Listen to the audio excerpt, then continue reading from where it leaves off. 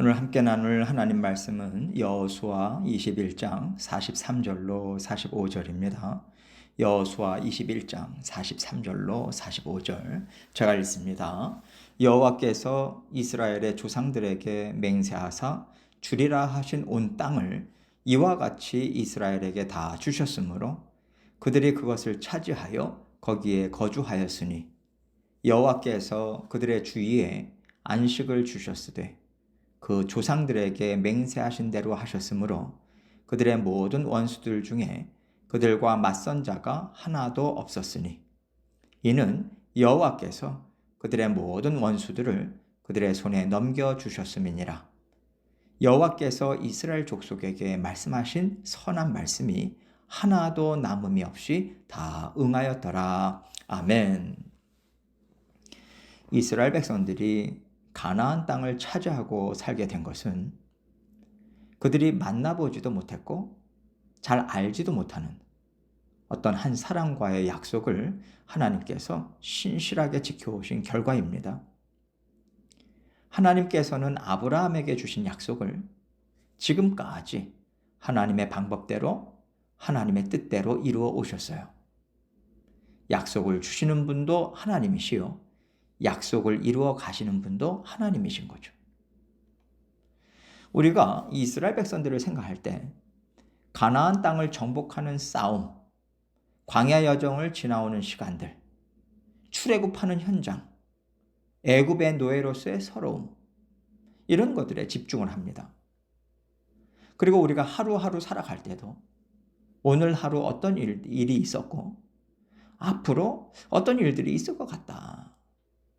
이렇게 우리가 거쳐야 되고 감당해야 되는 일들을 크게 보고 그 일들에 파묻혀서 살기가 참 쉬워요. 그러나 결국 이 모든 일들은 하나님께서 우리에게 주신 약속을 성취해가는 방법이라는 것을 우리는 이스라엘 백성들을 통해서 분명하게 볼 수 있어야 합니다. 이스라엘 백성들이 지나온 출애굽과 광야 여정, 가나안 정복 전쟁의 의미가 무엇인가? 왜 이런 싸움을 싸워야 하고 왜 하나님이 바위에서 내시는 물을 먹어야 하는가? 왜 하늘에서 내려주시는 만나를 먹으면서 살아야 하는가? 이런 것들을 제대로 이해하고 하나님이 인도하시는 대로 순종하고 받아 누릴 수 있는 힘은요, 하나님께서 아브라함에게 주신 약속을 이스라엘 백성들과 함께 이루고 계시고 약속하신 땅으로 그들을 인도하고 계시다는 것을 이해하고 받아들이는 데서 나올 수 있는 거예요. 이런 하나님의 일하심과 일을 하시는 목적을 이해하고 붙잡는 것이 함께 가지 않으면 이스라엘 백성들은 결코 광야 여정을 하나님이 인도하시는 대로 끝까지 따라갈 수 없었을 것입니다. 가나안 정복 전쟁, 그 두렵고 떨리는 싸움을 싸워 나갈 수가 없어요. 땅 분배, 왜 하나님이 이래라 저래라 하시지? 내가 원하는 대로 살고 싶은데. 그러면서 요단 동편에서도 살고 단지파처럼 자기들이 원하는 곳으로 가서 차지할 수도 있죠. 그러나 대부분의 지파들은 하나님이 주신 약속의 말씀 붙잡고 그 말씀을 주신 하나님을 신뢰함으로 땅 분배까지도 말씀대로 다 받아 누리는 삶을 살아왔습니다. 그리고 우리의 삶도 하나님이 주신 약속의 말씀 안에 다 들어있어요. 지금 내가 경험하고 있는 것, 감당하는 모든 일들은 다 약속의 말씀을 이루는 뜻 안에 들어가 있는 것입니다. 그렇기 때문에 이 일을 이루시는 하나님이 누구신가? 내가 왜 이 일들을 감당해야만 하는가? 이것을 우리는 생각하면서 하나님을 알고 하나님을 신뢰함으로 하나하나 모든 일들을 받아들여야 하는 것이지요. 하나님은 이런 맥락으로 우리의 인생도 펼쳐가고 계시고요. 오늘 말씀을 통해서 다시 한번 하나님과 우리와의 관계를 말씀 안에서 재정립하는 시간을 가지면 좋겠습니다. 43절입니다.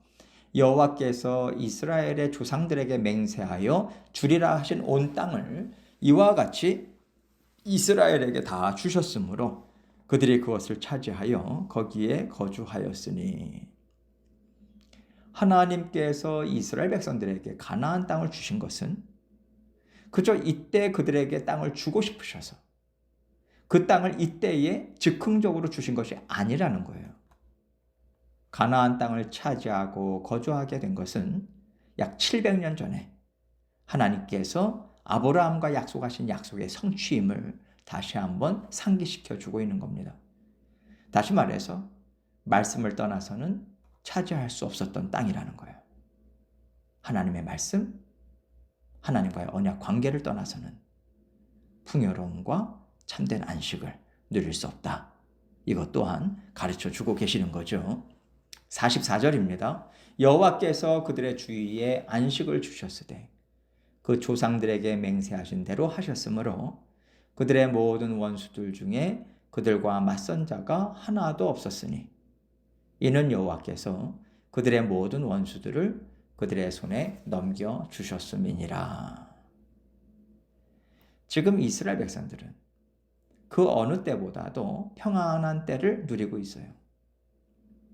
아직도 각 지파별로 분배받은 땅에서 몰아내야 되는 가나안 족속들이 있긴 하지만 이스라엘 백성들은 이미 가나안 땅의 정복자로 들어와 살고 있는 겁니다. 이것을 잘 알고 있기 때문에 아직 몰아내지 못한 족속들이 강한 자들일지라도 그들은요, 감히 이스라엘을 상대로 전쟁을 벌이거나 위협할 만한 일을 벌일 수가 없는 거예요. 벌일 수가 없는 상태인 거죠. 어쩌면 나도 언제 정복을 당할지 모른다. 이 두려움으로 숨죽이고 있는 상황이라는 겁니다. 이런 평안과 안식을 하나님께서 주셨다는 거예요.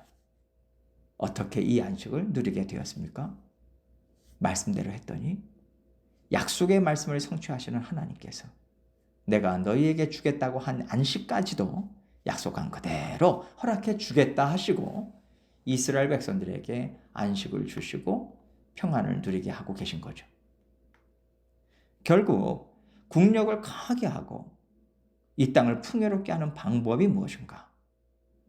하나님의 말씀 그대로 쫓아가서 살아가고자 애쓰는 충성된 마음이다라고 이 말씀은요, 정확하게 짚어주고 있는 겁니다. 그렇다면 앞으로 이 안식, 평안을 계속해서 받아 누리는 방법 또한 딱 한 가지인 거죠.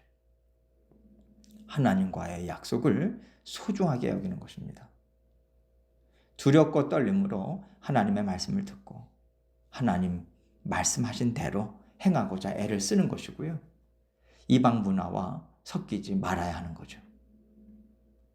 하나님께서는 그 땅에 평안이 오기까지 이스라엘 백성들에게 그 땅에 있는 이방 족속들을 멸하도록 하셨습니다. 이 얘기는 그 땅의 사고방식, 문화, 종교까지 모든 것들을 무시하라는 거예요. 이런 것들이 이스라엘 백성들에게 스며들지 않도록 무시하고 내버려라. 이 말씀인 거죠. 이스라엘 백성들이 본받고 이어받을 만한 가치가 있는 것이 하나도 없기 때문에 하나님께서는 다 내버리고 깨끗하게 맑게 씻으라고 하신 겁니다.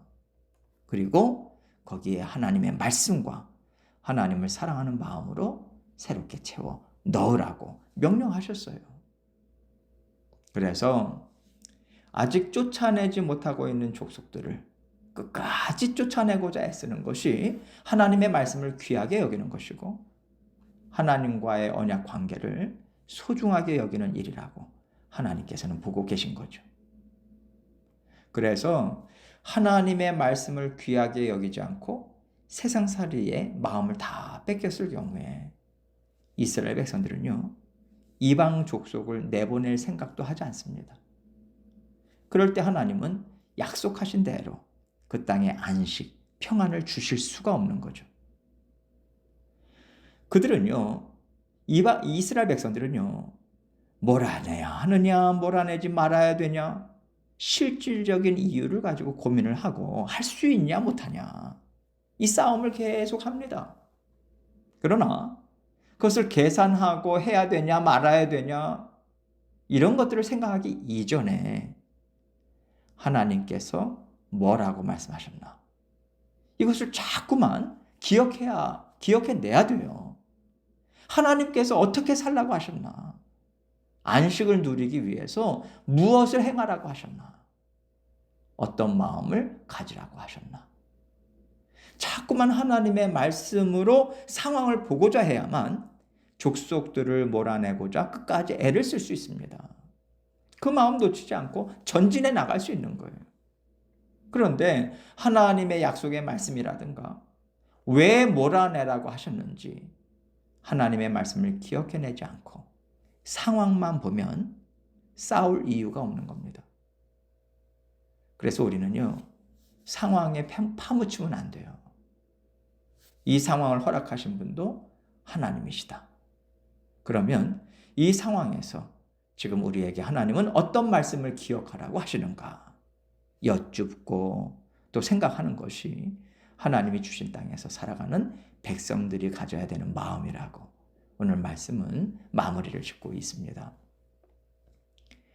45절입니다. 여호와께서 이스라엘 족속에게 말씀하신 선한 말씀이 하나도 남음이 없이 다 응하였더라. 하나님께서 이스라엘 백성들에게 주신 약속의 말씀, 행하라고 하신 모든 말씀들은 다 선한 말씀이라고 얘기하고 있는 거예요. 그들에게 선하다는 것은 무슨 뜻일까요? 그들에게 좋은 것이 된다는 거죠.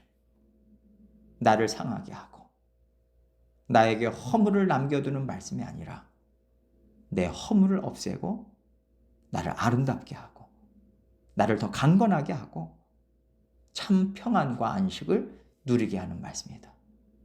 하나님이 주시는 말씀은 다 나에게 좋은 말씀이다. 이것을 증거하고 있는 거예요. 하나님께서 아브라함에게 약속을 주시고 이스라엘 백성들이 참 많은 시련을 겪었습니다. 하나님은 그들을 수백 년 동안 노예로 지내게 하셨어요. 하나님께서 주신 약속의 말씀을 이루시지 않는 것 같아요. 잊으신 것 같아요. 그리고 그 말씀이 결코 좋은 것 같지가 않아요. 이스라엘 백성들에게 한 맺힌 시간이었을 것입니다. 그러나 그 시간을 통해서 그들은요, 하나님의 하나님 되심을 경험하여 알게 되었고 하나님의 신실하심도 맛보아 알게 되었습니다. 세상을 다스리고 움직이시는 크신 하나님이라는 것도 알았고요. 오늘의 이스라엘을 만들어갈 수 있는 기초를 닦아주신 하나님의 선하신 일들이었다라는 것을 지금 우리 모두는 분명히 이해하고 있습니다. 우리 인생도요, 토막토막 잘라보면 기억하고 싶지 않은 아픈 시간들이 있어요. 피눈물 나는 시간이 있죠. 그러나 그 시간에 우리가 갇히지 말아야 되는 이유는요, 결국 그 시간을 지나왔을 때 우리가 하나님의 말씀은 선했다. 다 나에게 좋은 것이 되게 하셨다. 이 고백을 하도록 하나님은 반드시 우리를 이끌어 주시기 때문에 그렇습니다. 그래서 우리는 순간순간의 상황이나 어떤 일에 파묻히지 말고 모든 일을 다스리시고 우리의 죄와 실수까지도 다 들어 사용하셔서 아름다운 열매와 기쁨의 열매를 만드시는 하나님이심을 믿는 믿음으로 말씀을 기억해야 합니다. 지금 이 상황은 하나님께서 선한 것이 되게 하겠다고 약속하신 그 말씀이 일하는 상황이다. 이것을 믿고자 애쓰시기 바랍니다. 그 어떤 일도 불평이나 원망이 아니라 믿는 믿음으로 충성되게 하루하루 감당해 나가시는 저와 여러분이 되시기를 주님의 이름으로 축원합니다.